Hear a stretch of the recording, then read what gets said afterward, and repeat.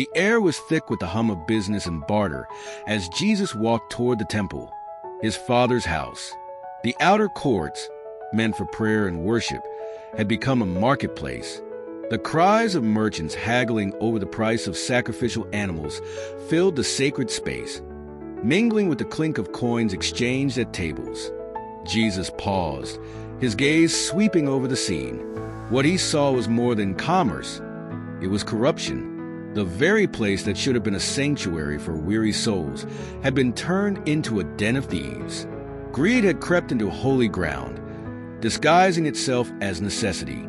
Leaders, meant to guide people to God, had instead created systems that profited from their burdens. The temple, a house of prayer for all nations, had become a business. Jesus stepped forward. His presence, quiet but commanding, drew the eyes of many. Slowly, he began to weave a whip out of cords. There was no chaos in his movements, only purpose. The merchants continued their dealings, oblivious of the storm that was about to erupt. Suddenly, Jesus began to act. With authority that could not be challenged, he overturned the tables of the money changers. Coins scattered, rolling across the stone floor. He drove out the sellers of doves, releasing the birds from their cages. He spoke, his voice firm and unwavering, cutting through the clamor. "It is written," he declared, "my house will be called a house of prayer, but you are making it a den of robbers." The crowd froze. Some stared in awe, others in indignation. The leaders, the ones who had sanctioned the system, watched, their faces a mixture of fear and fury. They saw not just a man, but a force they could not contain. Yet, amidst the shock, there were those who understood. They saw not destruction, but restoration. This was not an attack on the temple. It was a cleansing, a return to its true purpose. As the dust settled, the temple's atmosphere shifted. What had been noisy and profane now felt quiet and sacred. People began to gather, the blind, the lame, the weary. Jesus did not turn them away. Instead, he healed them one by one.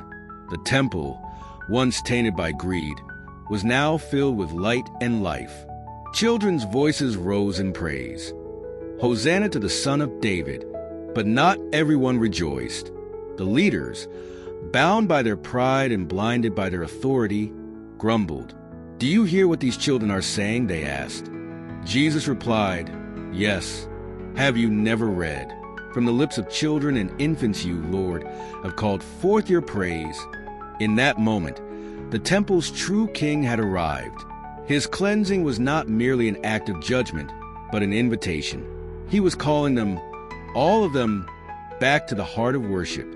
He was not there to destroy, but to restore, to replace darkness with light, greed with grace, and idolatry with true devotion. As the people dispersed, many carried the memory of what they had seen. For some, it was a confrontation with their own hearts.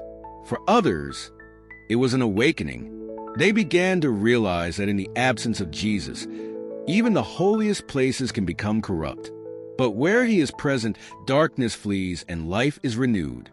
This story echoes through the ages, reminding us that Jesus does not expose darkness to condemn us, but to lead us into his marvelous light. He does not demand perfection. He offers cleansing. He does not leave us to our own devices. He dwells with us, transforming our hearts and lives. His presence is a light that drives out darkness, not through force, but through love. Let us, too, invite him to cleanse the temples of our hearts. Let us lay down our idols, our misplaced trusts, and allow his grace to restore us. Let us also reflect on the nature of his cleansing. It is not done in anger, but with a heart full of love for his people. Even when he exposes what is wrong, his purpose is to heal and restore, not to destroy or condemn. While some may resist his grace out of pride or fear, let us remember that his light is not a threat, but a gift. Many who oppose him often do so not because they are unaware of their wrongs, but because they are held captive by ego, self-righteousness, or the chains of legalism. They may look for flaws to judge and gaps to exploit, driven by a spirit of criticism rather than grace. Yet, Even for them, the invitation stands.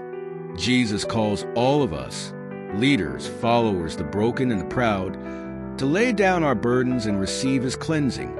His grace is sufficient for all, and His light shines to illuminate not just our failures, but the path to restoration. When we allow His light to fill our hearts, there is no room for darkness. Where His presence abides, there is true worship, true freedom, and true life. Let us walk in that light and carry it to others, trusting that His love will do the work of transformation. For in His presence, the worst is redeemed, the lost are found, and the weary find rest. Let His grace lead us into the fullness of life He has prepared for us.